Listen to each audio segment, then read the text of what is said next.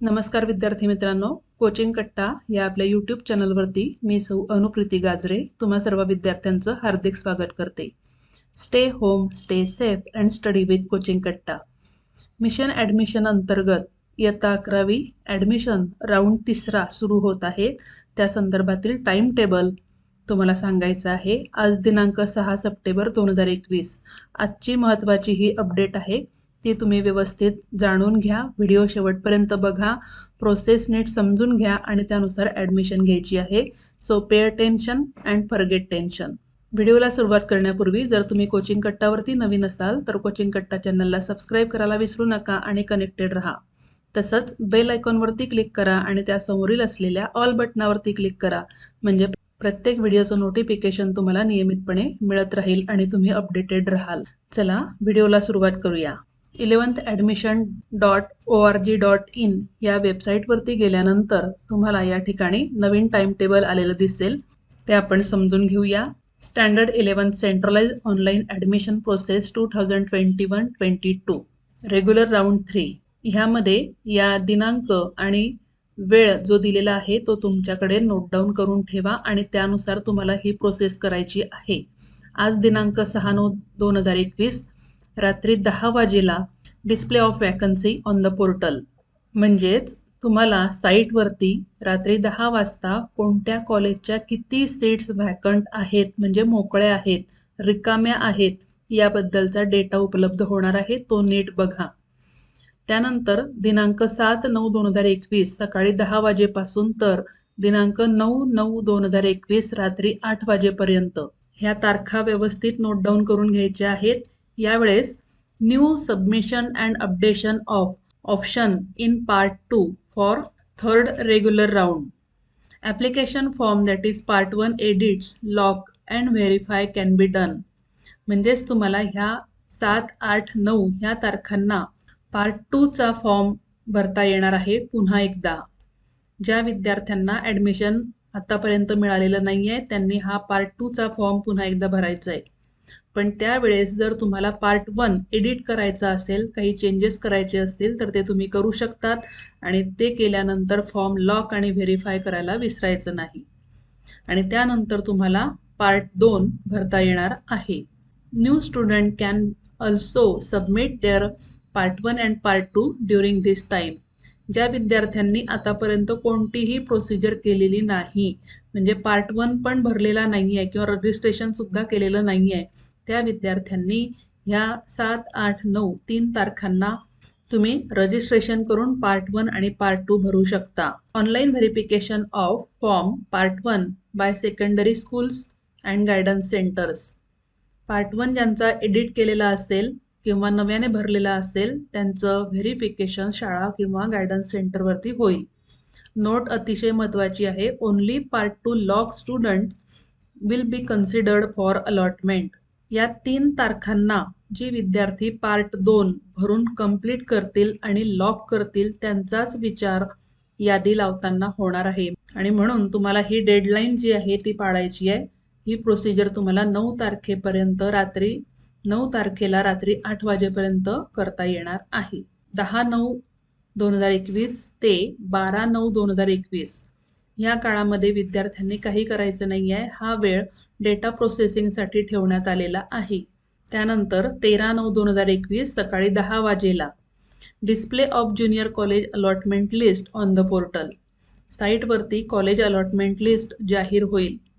Display of allotted junior college for admission in students log in. तुम्ही दिलेल्या कॉलेजच्या प्रेफरन्सेसनुसार तुमच्या लॉग इनमध्ये तुम्हाला स्टुडंट टाईमलाईनमध्ये कुठलं कॉलेज मिळालेलं आहे हे बघायला मिळेल.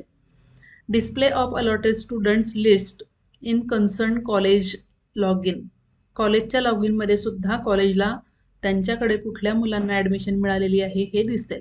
Display of cut off list for this round on the portal. SMS alert to the students. तुम्हाला जे कॉलेज मिळालेलं असेल त्यानुसार SMSने सुद्धा कळवण्याची सुविधा करण्यात आलेली आहे. आता विद्यार्थ्यांनी काय करायचं? 13/9/2021 सकाळी 10 वाजेपासून तर 15/9/2021 संध्याकाळी 6 वाजेपर्यंत 3 दिवसाचा कालावधी तुम्हाला देण्यात आलेला आहे. या कालावधीत मध्ये विद्यार्थ्यांनी काय करायचं आहे ते नीट समजून घ्या. If a student want to take admission in the allotted junior college then to click on the proceed for admission in student log in.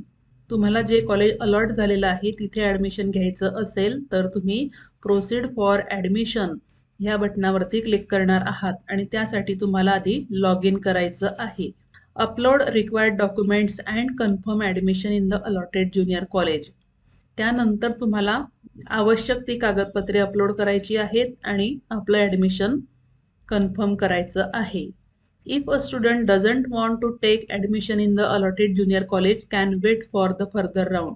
ह्या तिसऱ्या राऊंडला सुद्धा तुम्हाला जर कॉलेज मिळालेलं आहे परंतु तिथे ॲडमिशन घ्यायचं नाही तर तुम्ही पुढच्या राऊंडसाठी तुमच्या जबाबदारीवरती थांबू शकतात.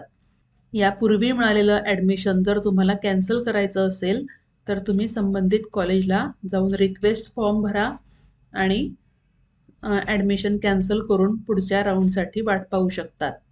नोट्स खूप महत्त्वाचे आहेत. Students who have been allotted first preference it is compulsory to take admission in the allotted junior college. ज्या विद्यार्थ्यांनी यादी टाकताना जे पहिल्या क्रमांकाचं कॉलेज टाकलेलं असेल ते जर तुम्हाला अलॉट झालं असेल तर तिथे ॲडमिशन घेणं कंपल्सरी आहे. If such students fail to take admission, they will be blocked for further regular rounds and will be considered during special round only. जर तुम्हाला फर्स्ट प्रेफरन्सचं कॉलेज मिळालेलं आहे परंतु तुम्ही तिथे ॲडमिशन घेतलं नाही तर तुम्ही पुढील रेग्युलर राऊंडसाठी ब्लॉक केले जातात. फक्त शेवटच्या राऊंडमध्ये तुम्हाला ॲडमिशन मिळेल.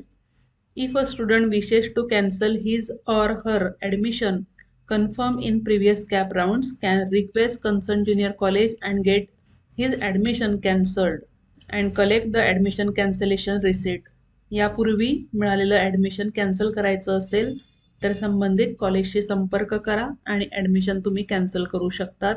त्या संदर्भातील रिसीट तुम्ही घ्यायला विसरू नका. परंतु महत्त्वाची नोट खाली आहे. Such students who have cancelled their admissions will be restricted or block for further regular rounds and will be considered during special round only. ज्यांनी मिळालेलं ॲडमिशन कॅन्सल केलेलं असेल तेही विद्यार्थी ब्लॉक केले जातील रेग्युलर राऊंडसाठी आणि त्यांनाही फक्त शेवटच्या स्पेशल राऊंडमध्ये ॲडमिशन घेता येणार आहे.